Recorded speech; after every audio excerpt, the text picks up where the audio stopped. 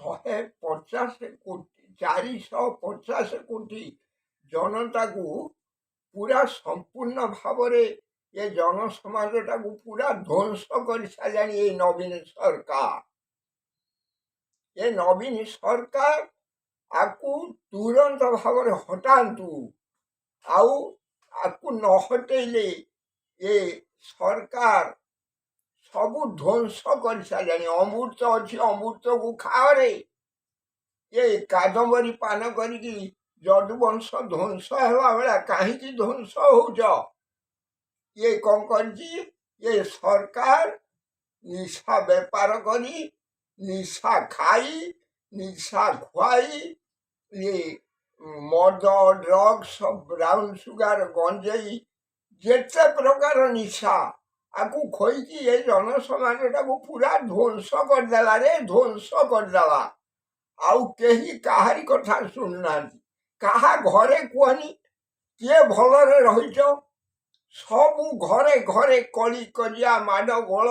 ଏଇ ଇଲେକ୍ସନ ଚାଲିଛି, ଘରୁ ବାପକୁ ବାହାର କରିଦିଅ, ପୁଅ ରହୁ। ଏ କ'ଣ ଚାଲିଛି? ଏ ସବୁ ବିକିକି, ସବୁ ମଦ ଭାଟି କରିକି ଭଞ୍ଜନଗର ଆସ୍କା ମଝିରେ କି ଗୋଟେ ମଦ ଭାଟି ଖୋଲି ଦେଇକି ଇଂରେଜ ସରକାର ମଦକୁ ନେଇକି 1000 ପ୍ରକାର ମଦ ବୋତଲ ବାହାର କରିଦେଇକି ଛିଡ଼ା କରିଦେଲାଣି। ଇଏ ସବୁ ବିଦେଶୀ ଲୋକ ଗୁଡ଼ାଙ୍କୁ ଆଣିକି ଏଠି ରଖିଦେଇଛି।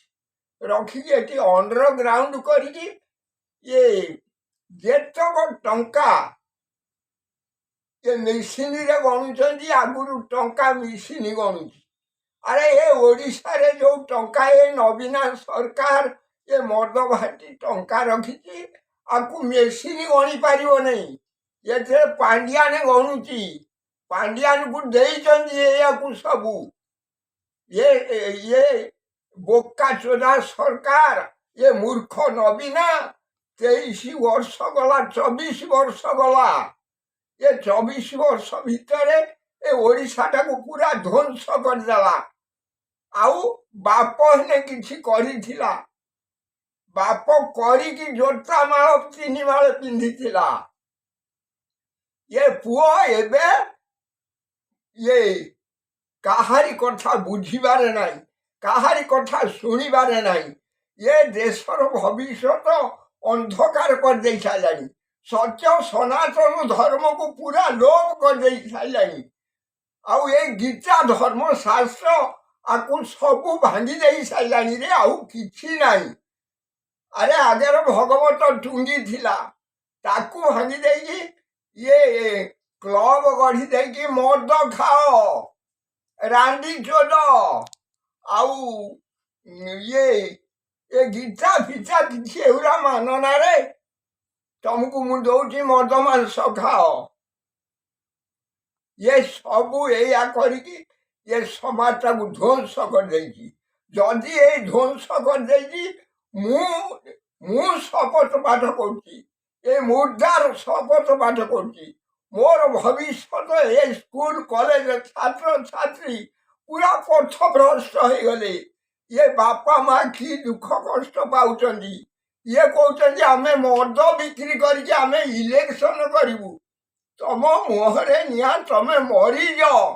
ଆଉ ଯିଏ ସହଯୋଗ କରୁଛନ୍ତି, ଯୋଉ ସରକାରୀ କର୍ମଚାରୀ, ତାଙ୍କ ବଂଶରେ କେହି ରହିବେ ନାହିଁ ଯଦି ଏ ଇଲେକ୍ସନରେ ସେମାନେ ଭୋଟ ଦେବାକୁ ଯାଆନ୍ତି। ଆଉ ବାସ୍ତୁକୁ ଆସ, ଏ ସମାଜକୁ ଧ୍ୱଂସ କରନା। ମୁଁ ସେଇ ନବୀନା ଯୋଉଠି ଛିଡ଼ା ହବ, ତା ବାପ ଥିଲା ମୋର ସାଙ୍ଗ। ଆଉ ମୁଁ ଶପଥ ନେଉଛି, ଆଜି ମୁଁ ଶପଥ କରିକି କହୁଛି, ଆଉ ସିଏ ଯୋଉଠି ଛିଡ଼ା ହବ ମୁଁ ସେଇଠି ଇଲେକ୍ସନରେ ଛିଡ଼ା ହେବି। ଆଜି ଜନସମାଜକୁ ମୁଁ ଏକା ଦିଗ୍ଦର୍ଶନ ଦିଆ କରେଇବି। ମୋ ସାଥିରେ କେହି ନ ଯାଆନ୍ତୁ, ମୁଁ କାହାରିକି ଚାହୁଁନି। ମୁଁ ଇଲେକ୍ସନ